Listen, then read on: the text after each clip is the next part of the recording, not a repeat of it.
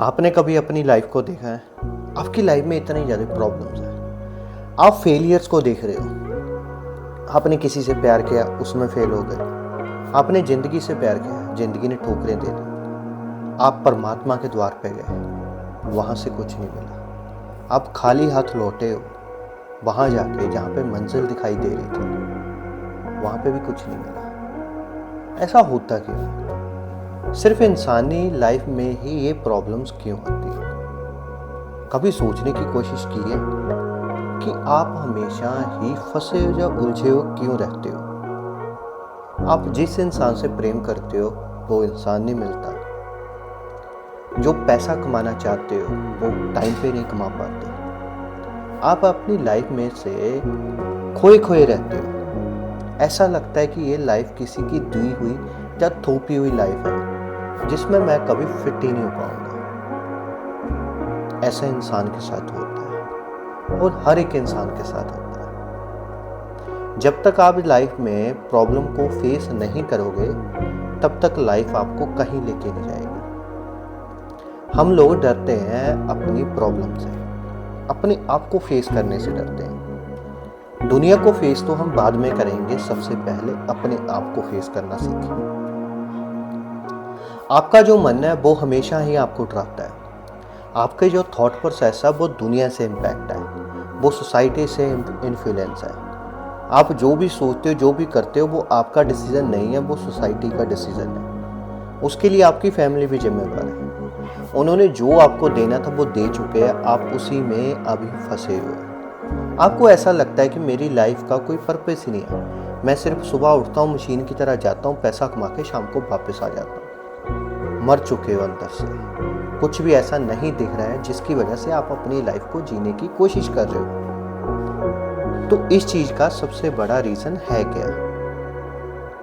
इसका सबसे बड़ा रीजन आपका दूसरों की तरह से जिंदगी को जीना या दूसरों के नजरिए से जिंदगी को देखना। आपके माँ बाप ने बोला कि आपको पढ़ाया है, आपको जॉब करनी पड़ेगी, पैसा कमाना पड़ेगा। आपको ये चीज भी बताई गई है कि अगर कोई औरत है तो उसको शादी करके दूसरे के परिवार में जाना है और बच्चे पैदा करने हैं। जब तक आप दूसरों की दी गई हुई शिक्षा के बेस पे चलोगे तब तक आप जिंदगी में बर्बाद रहोगे। आपके जो लाइफ पर्पस है, जो लाइफ गोल है, वो दूसरों से इम्पैक्ट होते हैं, सोसाइटी से इम्पैक्ट होते हैं। दूसरों की तरह से जिंदगी को जीना एक तरह का झूठ है। वो झूठ आपके मन पे या आपकी आत्मा पे बोझ है, आपके ज्ञान पे बोझ है, आपका पर्दा पड़ चुका है। आपको लगता है कि मैं पैसे से ही सारा कुछ खरीद लूंगा।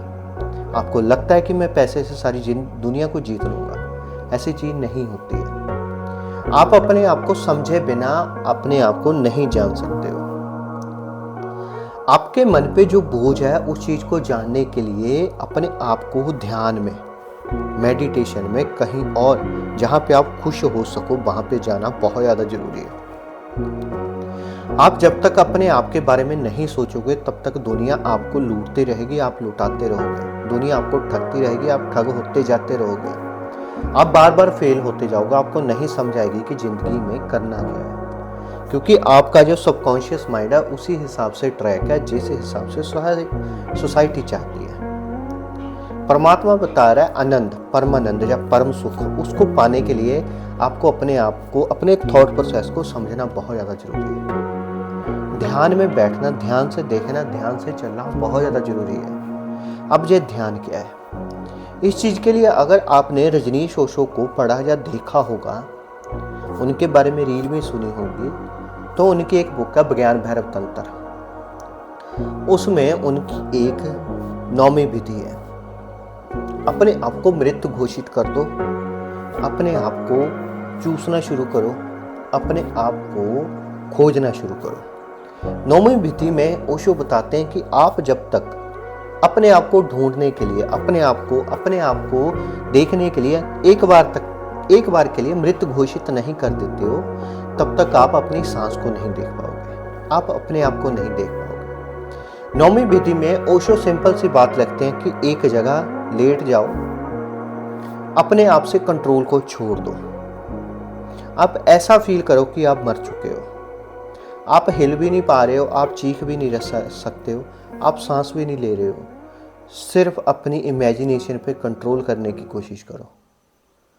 अपने आप को मृत घोषित कर दो, आप कुछ भी नहीं कर रहे हो। जब आप ऐसा करोगे तो आप पाओगे कि आपका अपने आप से कंट्रोल छूट गया, आपका ब्रेन रिलैक्स हो गया, आप अपने सबकॉन्शियस माइंड तक पहुंच चुके हो, आप अपनी सांस को भी छोड़ चुके हो।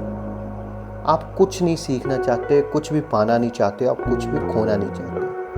एक ऐसी स्टेट ऑफ कॉन्शियसनेस जहाँ पे सिर्फ ज्ञान की बात हो रही है, यहाँ पे आपके अंदर अनाहत नाद चल रहा हो। उस नाद को सुनने के लिए अपने सांस पे से कंट्रोल को छोड़ दो, अपने आप को मृत घोषित कर दो, अपने आप को जीने की तरफ लेके जाओ, अपने आप को ज्ञान की तरफ लेके जाओ। नौमी भीति ओशो की यही बताती है कि अपने आप को चूसना शुरू करो। जा एक जगह बैठ के, जा एक जगह लेट के अपनी आंखों की पुतलियों को मत हिलाओ, सिर्फ उस चीज को घूरते रहो, घूरते रहो, घूरते रहो, घूरते रहो। जब आप किसी चीज को घूरना स्टार्ट करते हो तो आपका मन विचलित होना शुरू हो जाता है, आपका मन आसपास भागना शुरू कर देता है। ऐसे ही मृत होने की विधि है, ऐसे ही अपने आप को चूसने की विधि है, ऐसे ही एक चीज को घूरने की विधि है। नौवीं विधि में 3 विधियों को एक ही साथ लाए हैं ओशो।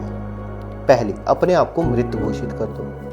दूसरा, किसी चीज को बहुत लंबे समय तक घूरते रहो। तीसरा, किसी चीज को चूसना शुरू कर दो।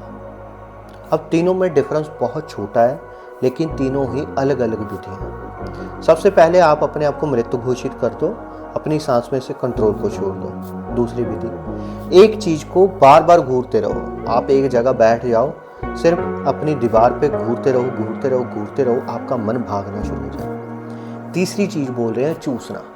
अब जो चूसना क्या है? अपनी सांस को चूसना। जब आप ध्यान में गहरे उतरोगे, आप अपने आप को चूसना शुरू कर दोगे।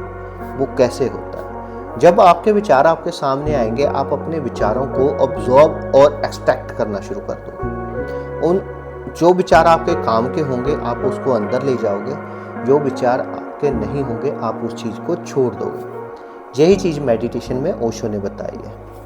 लेट जाओ, एक टुक देखते रहो, अपने आप को छोड़ दो, अपने आप को मृत घोषित कर दो। बस यही ऐसी विधि में नेक्स्ट पार्ट में और एलेबोरेट करूँगा। तीनों पार्ट को अलग अलग से एलेबोरेट करूँगा।